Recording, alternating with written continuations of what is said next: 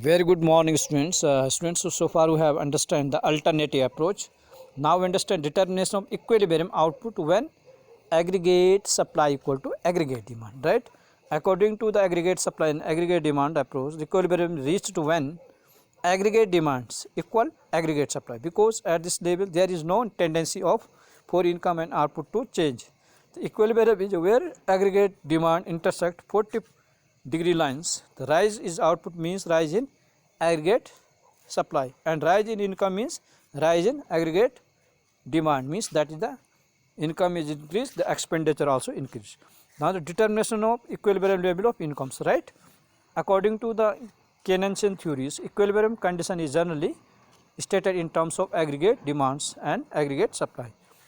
In economy is in equilibrium when aggregate demand for goods and services equal to aggregate supply during period of time. Now, so students must understand equilibrium achieved when aggregate demand AD equal to AS. Try to understand here, okay, this point.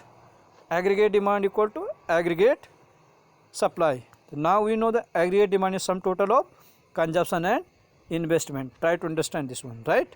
Then aggregate demand equal to consumption plus investments, right? Now we have two equations, aggregate demand AD equal to AS and AD equal to C plus I. Now we can C plus AS equal to C plus I also is the sum total of the consumption and saving, right?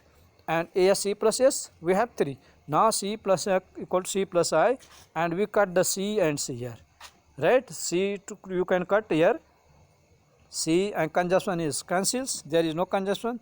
When saving equal to investment, then no consumption. It means according to Keynes there are two approaches for determine equilibrium of income and employment in economy. It must be noted that equilibrium level of income and employment can also be determined according to classical theory. However, the scope of syllabus is limited to the Keynes, right?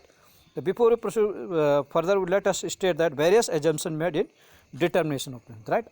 The determination of equilibrium output is to be studied in context of two sector models, right? Household or firm. It means it assumes that there is no government and foreign sector.